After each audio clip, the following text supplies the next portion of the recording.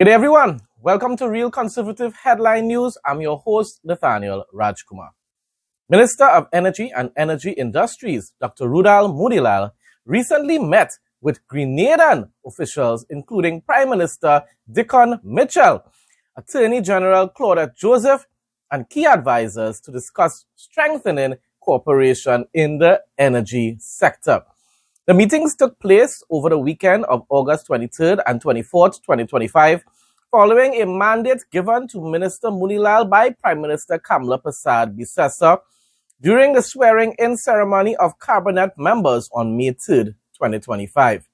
The directive called for urgent engagement with the government of Grenada to explore opportunities for collaboration in energy development. During the discussions, Minister Motilal extended warm greetings from Prime Minister Persad-Bissessar and highlighted Trinidad and Tobago's robust and well-established energy infrastructure, as well as the extensive experience and technical knowledge the country has gained as a long-standing global hydrocarbon producer.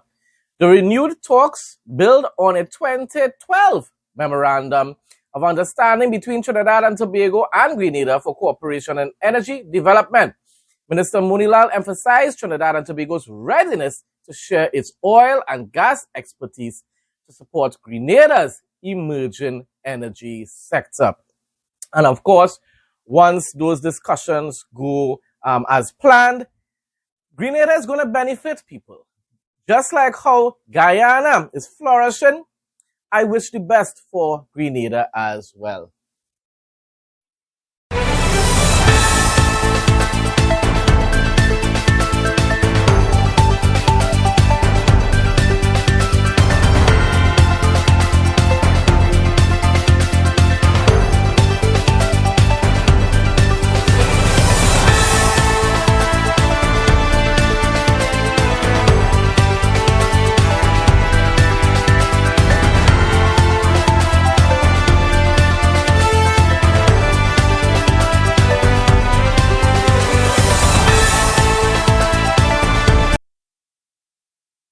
The government is assuring parents that they will receive the school supplies and book grant before the new school year gets going.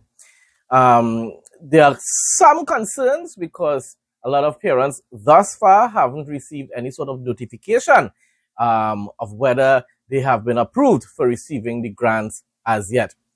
Hours after the concerns were raised by the opposition, the Education Ministry issued a press release advising applicants for the grants to regularly check their emails for notifications regarding payment confirmations for check collection.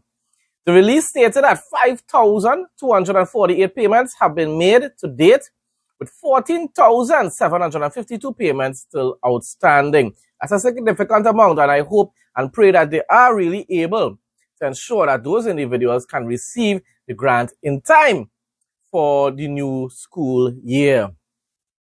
The ministry assured all payments will be made by September 5th, days before the opening of the new school year on September 8th. It's still sufficient time to an extent, whereby parents could be able to go and purchase certain books before their children enter the new school year. It's a bit tough though, because remember, a lot of times certain bookstores may be sold out by then. But nevertheless, I wish them all the best.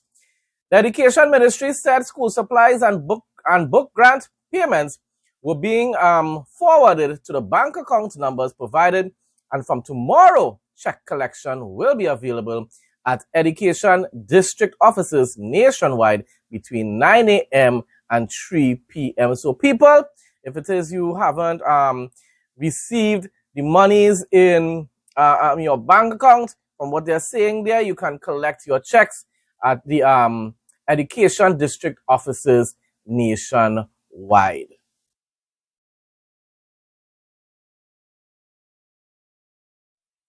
You won't be disappointed with this one. Look and feel great every day. Painless trimming with no pulling of hair guaranteed. Comfortable to hold and lightweight. Intelligent anti-pinch system.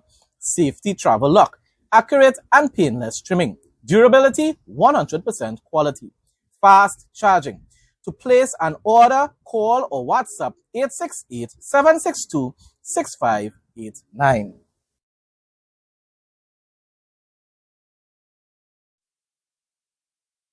The new coat of arms, featuring the steel pan and built entirely out of Lego blocks. This was quite interesting to read.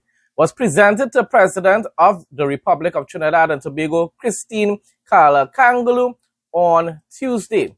Designed by the Lego Club of Trinidad and Tobago, the piece contains 36,864 bricks or blocks.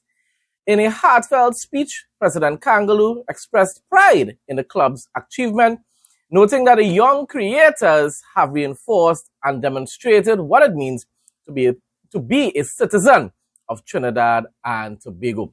Video footage for this report was provided by TTT. August sale, 25% off. No more overheating phones.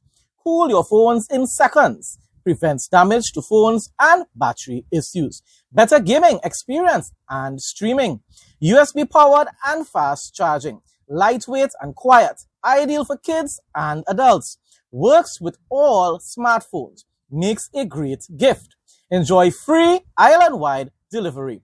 Call or WhatsApp 868-762-6589.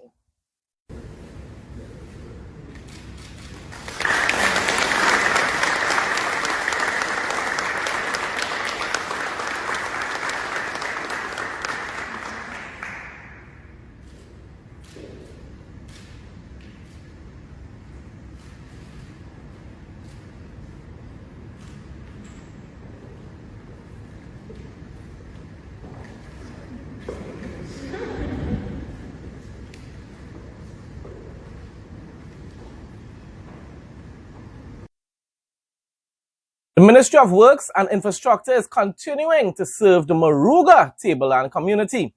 The team is repairing landslips and rehabilitating roadways to preserve accessibility and ensure safer and smoother commutes.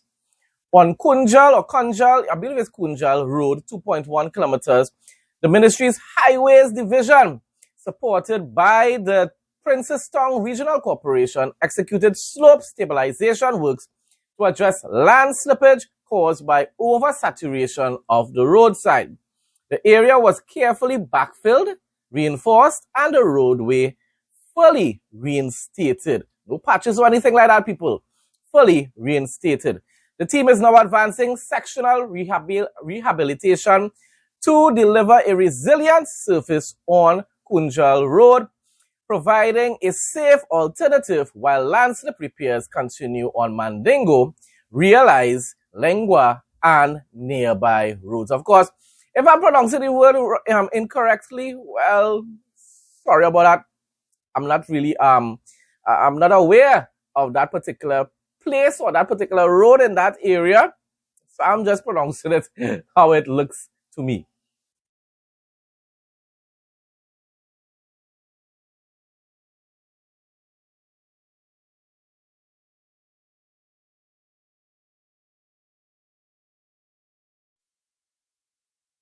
The Sports Company of Trinidad and Tobago, Sport TT, has officially opened its Elite Athletes Gym at the National Racket Center in Tacarigua. The state-of-the-art facility specifically supports the high-performance development of Trinidad and Tobago's elite athletes. Minister of Sport and Youth Affairs, Philip Watts, was present at that opening. And of course, I do believe that this will benefit our athletes a lot, a whole lot. And therefore, you can see probably on the world stage, our athletes performing even much better than they already do. Commissioner of Police Alistair Guevara today hosted Mrs. Sonji Pierre Chase, President of the Trinidad and Tobago Chamber of Industry and Commerce, at the Police Administration Building, Port of Spain, for a high-level meeting focused on advancing national crime reduction strategies through strengthened public-private collaboration.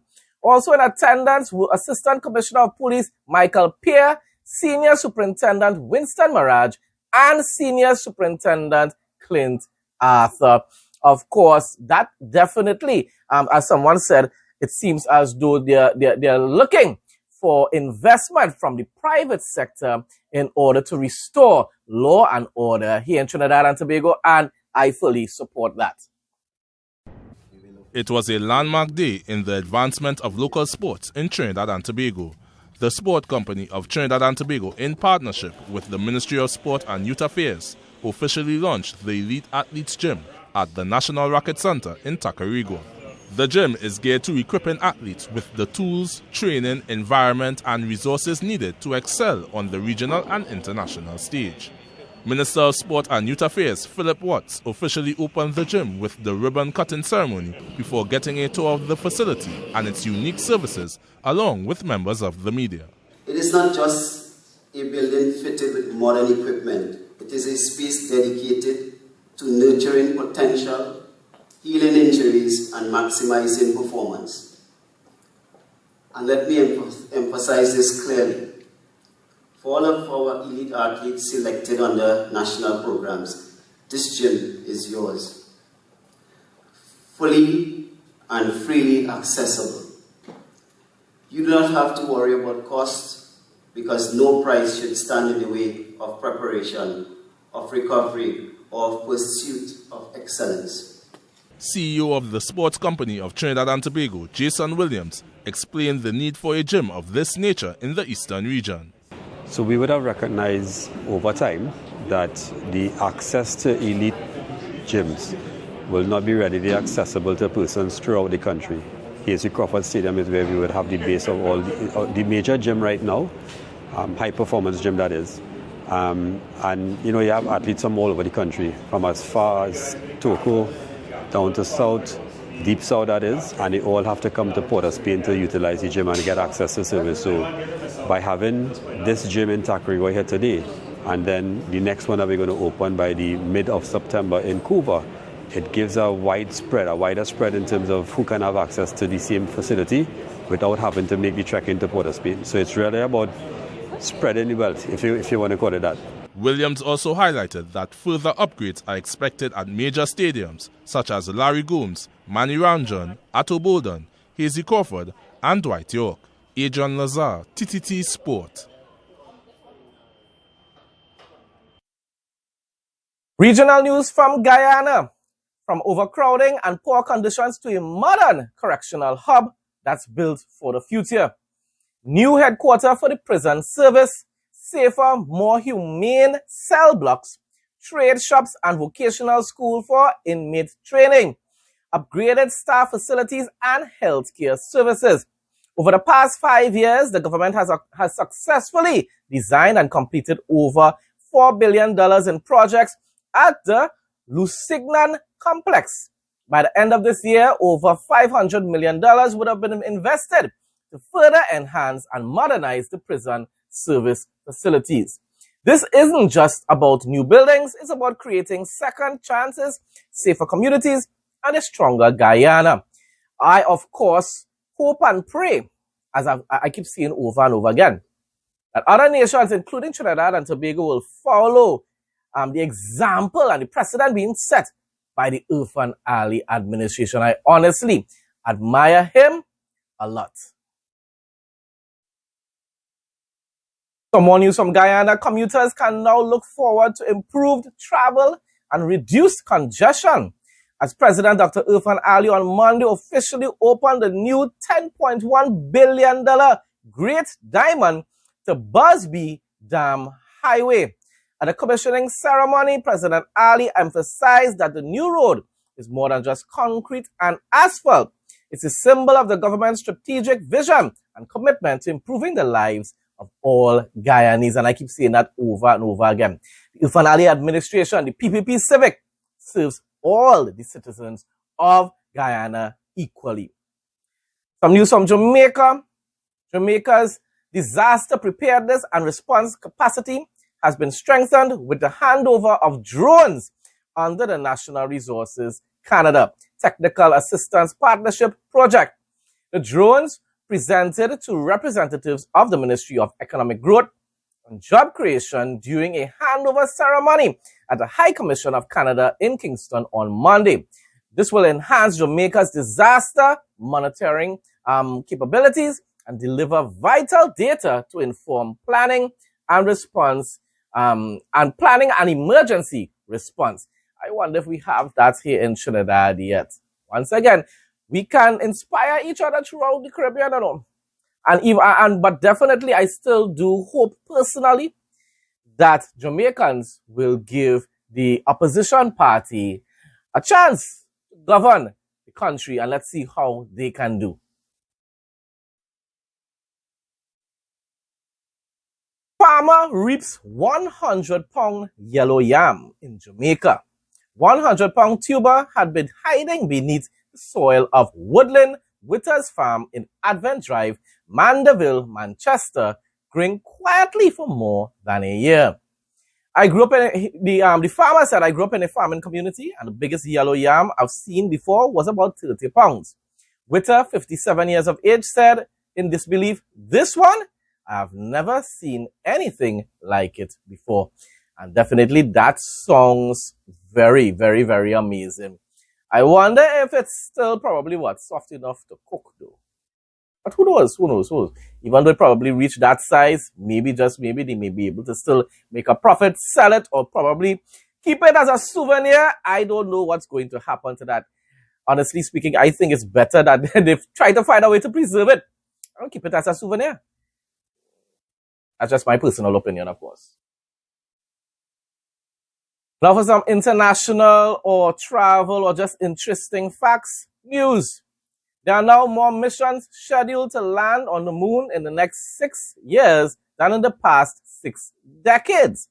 Here on Earth, thousands of people go to work every day, laying the foundations of the moon's new future, designing lunar landing pads, construction robots, human habitats. That's the part that is quite interesting. Human habitats, a power grid, communication satellites, and even a robotic mining operation. Sounds like Stargate or one of those other sci-fi shows. But anyhow, if things go Star Trek, that was the other one I was trying to remember. Star Trek, one of my favorite shows of all time. If things go according to the best laid plans by the end of the century, this virtually untouched realm will be reshaped to suit human needs, home to a bustling lunar economy, which will provide jobs, profit, and the resources for ambitious science. I hope they bear in mind that the moon, one of the most important purposes of the moon is to be able to, affect the weather that we have here on Earth. But once it's on a minimal amount, who knows? Maybe it might be a little interesting to live on the moon for a while. I guess, as I said, it sounds like a Star Trek kind of thing. But remember, a lot of the fantasies that they had in science fiction decades ago is now becoming a reality. Folks, that brings us to the end of today's news headlines. Thanks again to everyone who continues to support my content. Please like, comment, share, stay blessed and stay safe. In Jesus' name.